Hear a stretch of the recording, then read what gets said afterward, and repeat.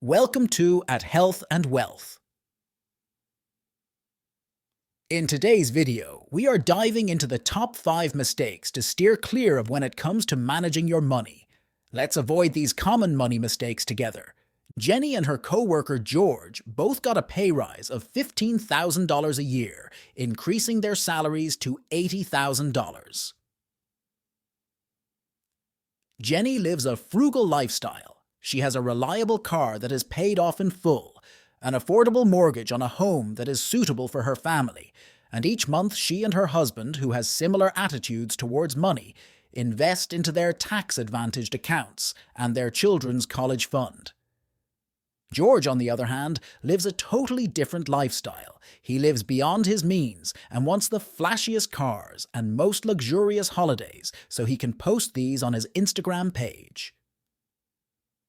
After the pay rise, Jenny and her husband decide to increase their monthly deposits into their retirement accounts and pay for their children to have tutoring, which is an investment in their futures. George decides to lease a new BMW and puts a luxury European holiday on his credit card, further increasing his debt.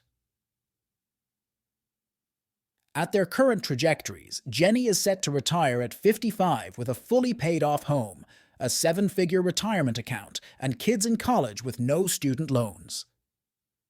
George, on the other hand, will have over $100,000 of credit card debt, measly retirement savings, and a bleak future, only able to retire in his 70s and living on the poverty line. And this is mistake number 1: lifestyle creep. A recent CNBC survey found that 61% of Americans are living paycheck to paycheck. This includes a staggering 47% of people earning over $100,000 a year.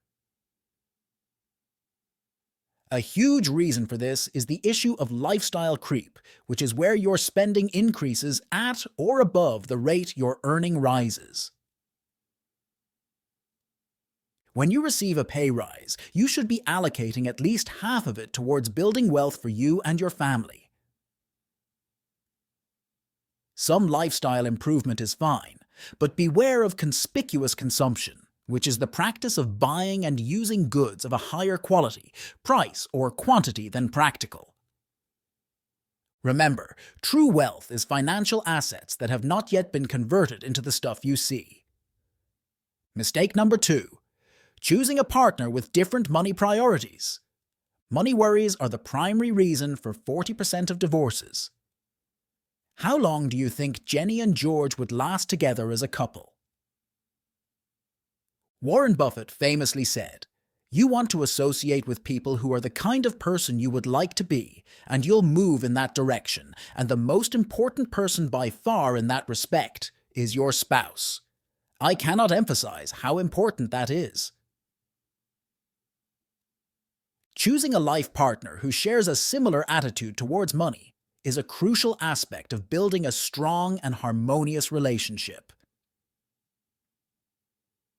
Financial compatibility can significantly impact a couple's overall well-being and the success of their partnership.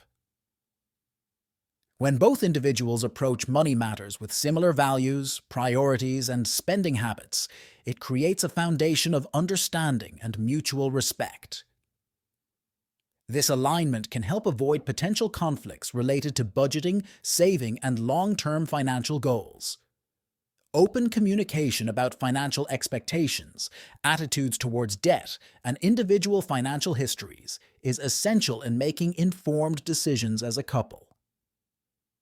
Finding common ground in financial values can lead to a more stable and satisfying relationship, allowing both partners to work together towards shared financial objectives and navigate life's financial challenges as a united team.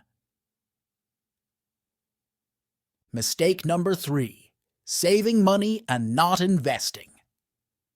Another dangerous trap that many of us with the best of intentions fall into is saving money and not investing it. A sound understanding of inflation and its dangers is necessary for anyone looking to build their wealth. Excessive amounts of money left in bank accounts for long periods of time are guaranteed to lose purchasing power. This is a fact many people have only woken up to with the post-COVID inflation spike felt around the world. Ensure you are amongst the minority of people who remember this lesson over the coming decades. This chart from the fantastic 2002 book called Triumph of the Optimists demonstrates the power of investing in the broad stock market over the long haul as opposed to holding cash. The blue line shows returns from US stocks from 1900 to 2001.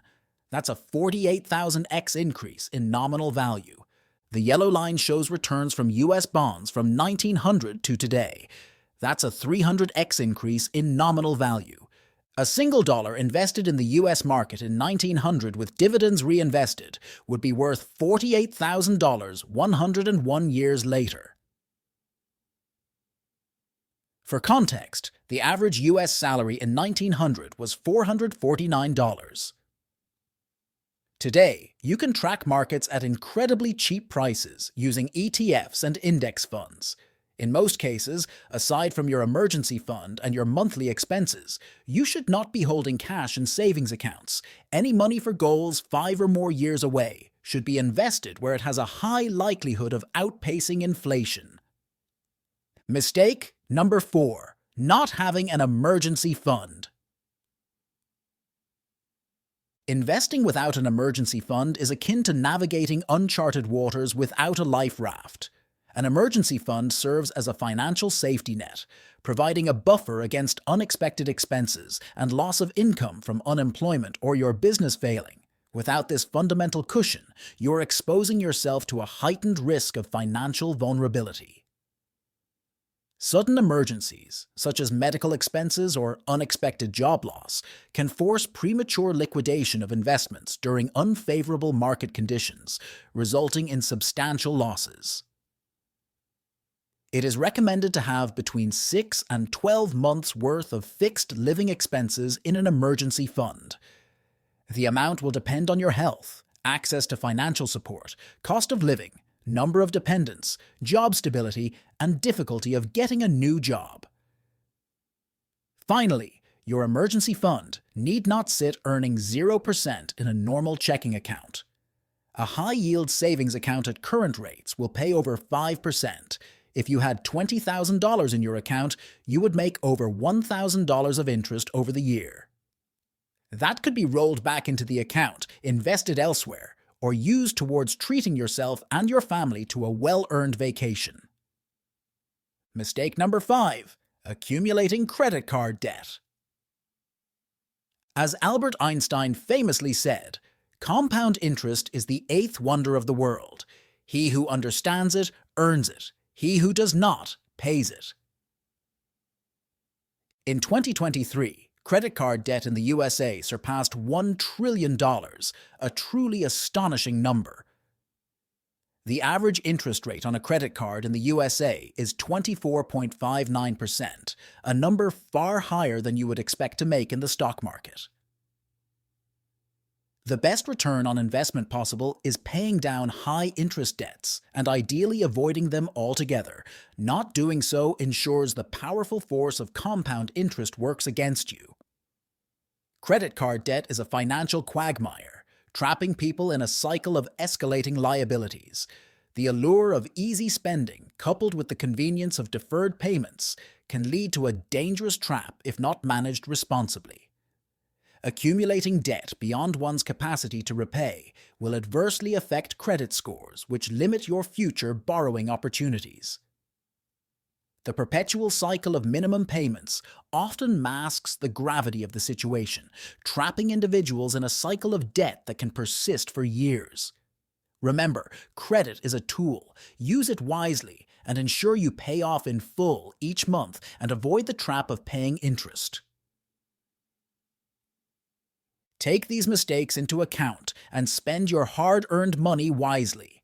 And if you are interested in growing your wealth, check out our recent video, The 10 Essential Rules of Investing. Good luck and subscribe for more videos that will help you becoming a healthier and wealthier version of yourself.